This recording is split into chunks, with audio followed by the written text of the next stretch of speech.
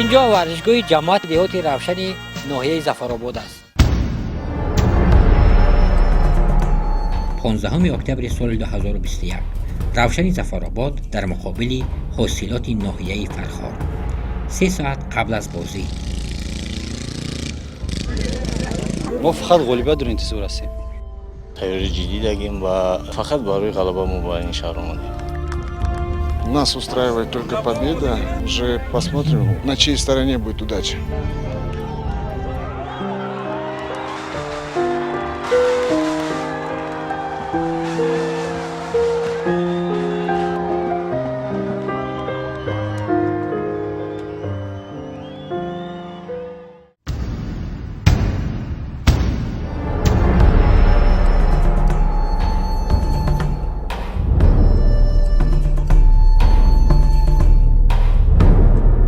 جماعت دهات روشن ناحیه ظفرآباد 15 اکتبر سال 2021 بازی مرکزی دور آخری لیگ یکم چمپیونات جمهوری تاجیکستان آید به فوتبال. روشن ظفرآباد در مقابل حاصلات ناحیه فرخار 3 ساعت قبل از بازی.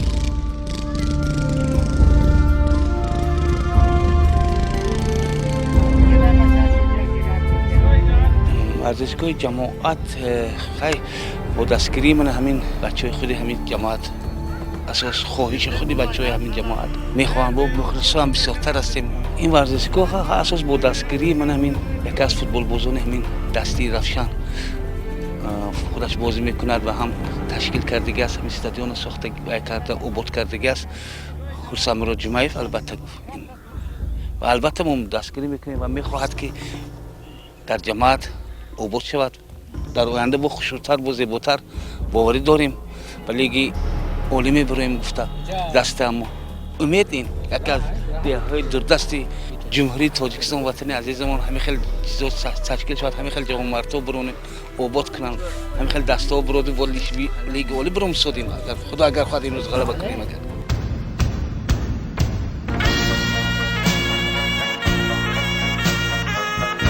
خوب، اینجا ورزشگاه جماعت دهات روشن ناحیه ظفرآباد است. این ورزشگاه اصلا سال 2016 ساخته به استفاده داده شده است که در ساختمان آن مردمی محله و صاحبکار محلی همین دیار سهم دارند و امروز در این ورزشگاه یکی از بازی‌های مرکزی دور آخری لیگ یکم چمپیونات جمهوری تاجیکستان آید به فوتبال برگزار می شود. دسته روشن ناحیه ظفرآباد با دسته حاصلات ناحیه فرخار با هم قوا می‌آزمایند. در صورت غالب آمدن یکی از دسته ها به لیگ عالی راه خط می‌گیرد، یعنی که بازی خیلی هم دیدنی صورت خواهد گرفت. بجز نفرانی که کارهای آمادگی پیش از بازی را انجام می‌دادند، به ورزشگاه اولین شده مخلصان دسته حاصلات ناحیه فرخار حاضر شدند. چندی از مخلصان این دسته از ناحیه فرخار ساعت 2 شب به راه برآمده غریبه‌های نصف روزی به ناحیه ظفرآباد رسیدند. مخلصی دسته حاصلات فرخار از و سابق وتران کمانده حاصلات سالهای دوره شوروی با امید اومدیم که ما در این دسته حاصلات که باید با غلبه کنیم. باز خلای هر دوشم قریب یک رفته استند، یک خل دسته ظفرآباد پستره یکی در اون نگاه ما در کار که یا درنگ کنیم یا اینکه غلبه کنیم. برای همه ما دسته حاصلات تبدیل کنیم که با سر بلند برای گلی داخل شود.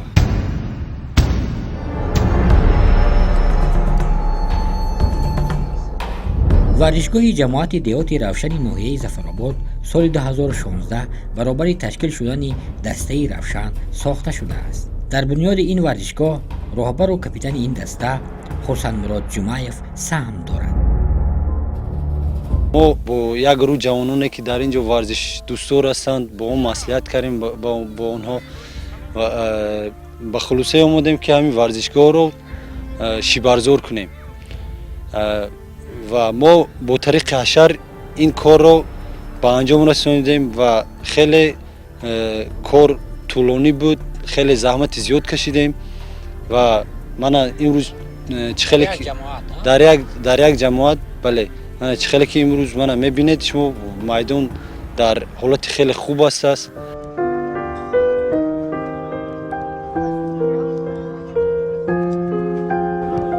дар чемпионати ҷумҳурии тоҷикистон оид ба футбол миёни дастаҳои лигаи якум дастаи равшани ноҳияи зафаробод имсол барои роҳхат гирифтан ба лигаи олӣ талош намуд. дар бозии имрӯза ду дастае ки дар ҷойҳои дуюм ва сеюм мақом доранд барои як роҳхат мубориза хоҳанд кард. дар бозии имрӯза бар зидди ҳосилоти фархор мо омодагии хуб дида истодем ва мо кӯшиш мекунем ки ғолибиятро ба даст орем ва роҳхат ба лигаи олии тоҷикистон гирем. мо фақат ғолибиятро интизор ҳастем.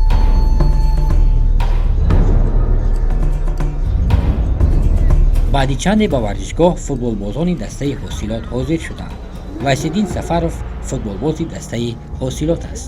ӯ мегӯяд ки онҳо танҳо бо умеди пирӯзӣ ба ноҳияи зафаробод омадаанд, гарчанде ҳисоби мусовӣ барояшон кофист ки дастаи онҳо ба лигаи олии чемпионати ҷумҳурии тоҷикистон оид ба футбол роҳхат бигирад. аз имрӯза бозӣ мо фақат барои ғалаба ба инҷо омадем. мехоҳем ки ғалаба кунем, дастаи фархорро ба лигаи олӣ барорем.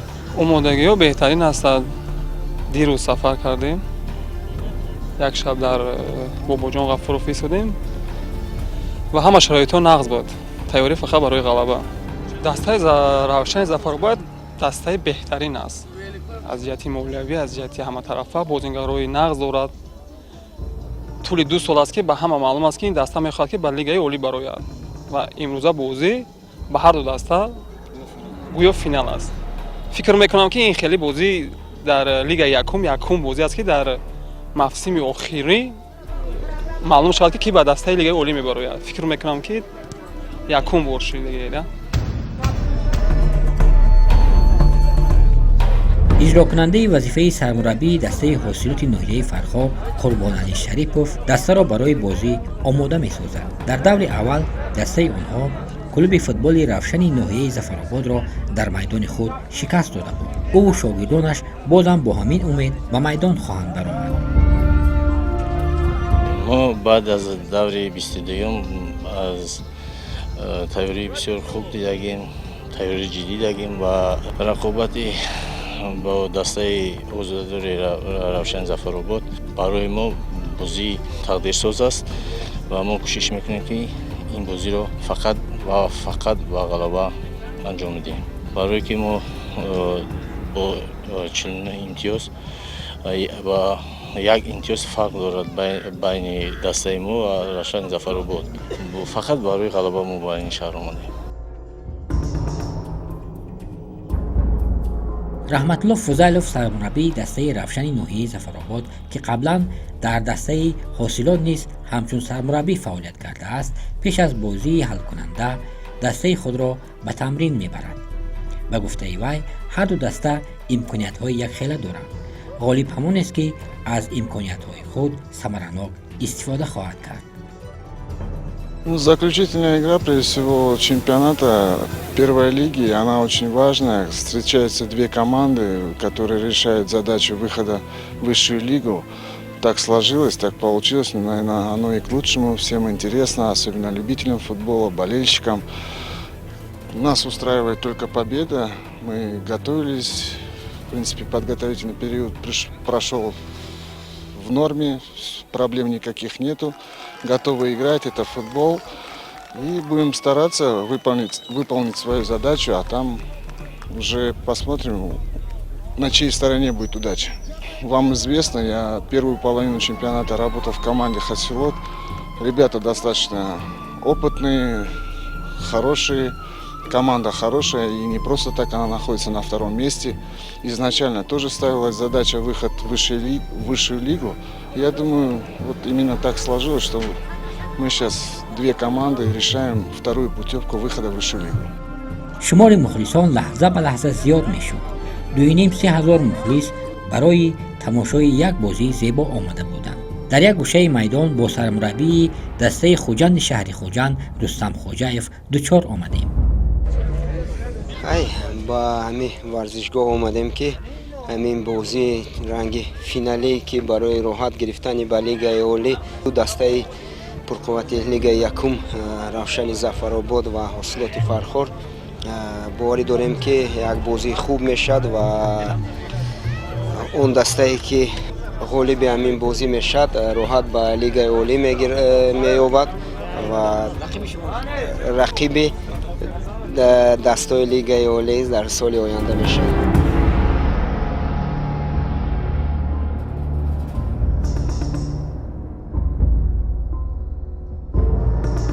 مخلصان دسته رفشن ظفرآباد با شعار و آویزه ها آمده بودند. آنها تنها با امید پیروزی دستهشان به ورزشگاه آمده بودند. درباره رفشن خیلی چیز رو میدونیم. برای مثال ایمایده که همینجا کلمش دگیم جوش اومدگی که جو هم بازی کردیم قطعیشون خیلی چیز میدونیم. امیدمون فقط اینه که غلبه تمام.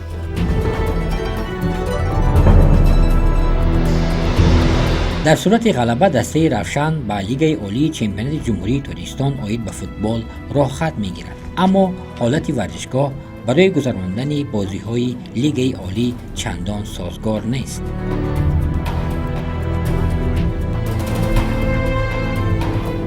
از بس که ورزشگاه ما از جهت اینفراستراکچور مشکلی داریم، جای نشست موجود نیست در اینجا. ما به رئیس ناحیه مراجعت کردیم و رئیس ناحیه گفتن که میدان مرکزی ناحیه رو با پررگی تعمیر نموده با استفاده میدیم. مرحبا با ناحیه ظفرآباد که در این سرزمین، در این ناحیه که دیر باز منتظری همین لحظه بود، چون در دور 22 روشن ظفرآباد زیر دسته حاصلات ناحیه فرخور و قول فینال هم دارد، زیرا که هر دو دسته ها امکانیت دارند که با لیگ اولی موسم 2022 رو خط پیدا کنند. همین طریق بازی این دو دسته برای به دست آوردن راه خط دوم به لیگ اولی چمپیونات تاجیکستان آید به فوتبال شروع گردید. از لحظه های اول صاحبان میدان تشبث را به دست گرفته دروازه مهمانان را نشان می گرفتند، اما در قسمت اول گشادن حساب برایشان میسر نگردید. از بهترین نشانزن‌های موسم کنونی است. امکانیت برای روشن ضربه صد داشته شد، ضربه نوبتی و فرصت وجود دارد، اما تو از پاولوی дороза میگذارد. Всего, конечно, очень такая важная игра была, давлел сильно очень результат. Из-за этого было волнение. В принципе, по игре полностью преимущество было на нашей стороне.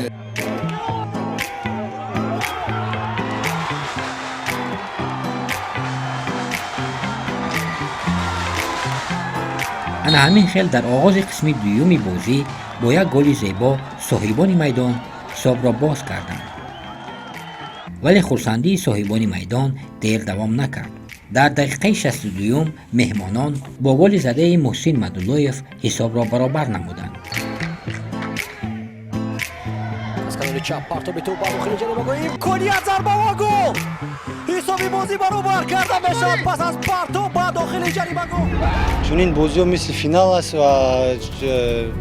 شما دیدید، شاهد اول بودید که در این بازی خیلی ما مهنت کردیم. مشکلی ها بود، مشکلی ها رو ما پس سر کردیم. حساب نهایی را در این بازی حمله‌ور صاحبان میدان بختاور زاکیروف گذاشت. 2-1.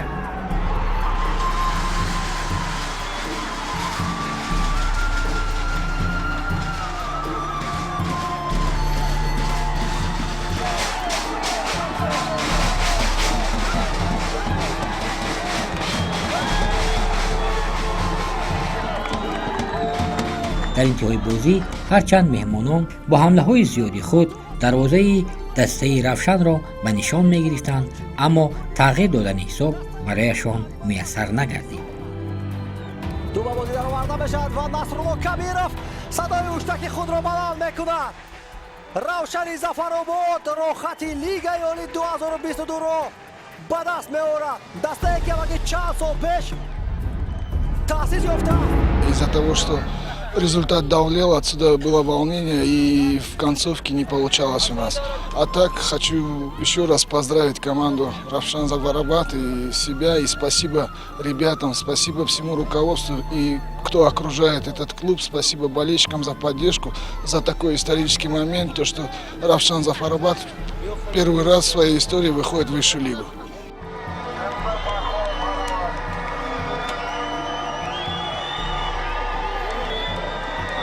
پس از انجام بازی ازدحام مخلصان به ورزشگاه وارد شده فوتبالبازان و همدیگر را با این پیروزی تبریک می‌گفتند و این تنتنه آنها تا دیرگاه دوام کرد.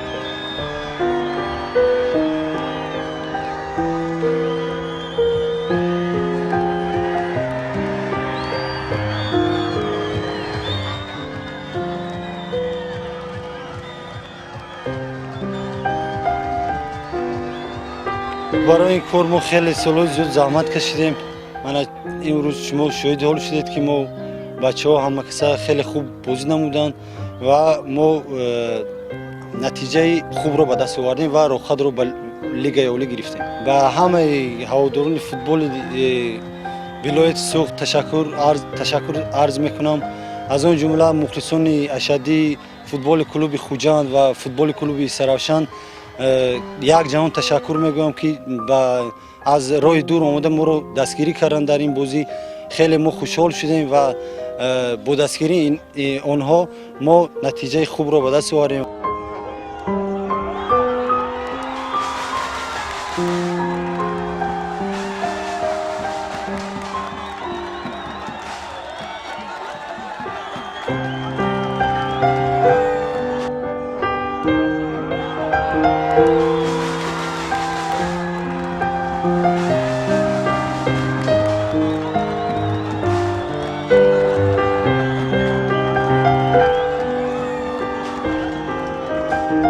Кому сейчас легко? Трудновато сейчас, наверное, всем. В принципе, я не считаю, что это трудновато.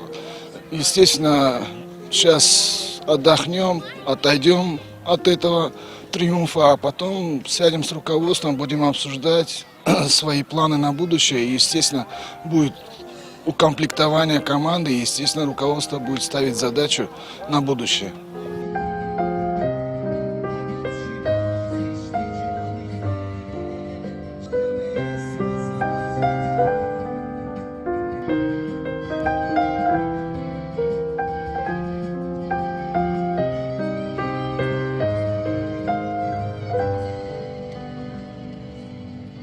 البته ما تمرین ها رو خوبتر میکنیم، زیادتر میکنیم و مقاومت پذیر میشیم.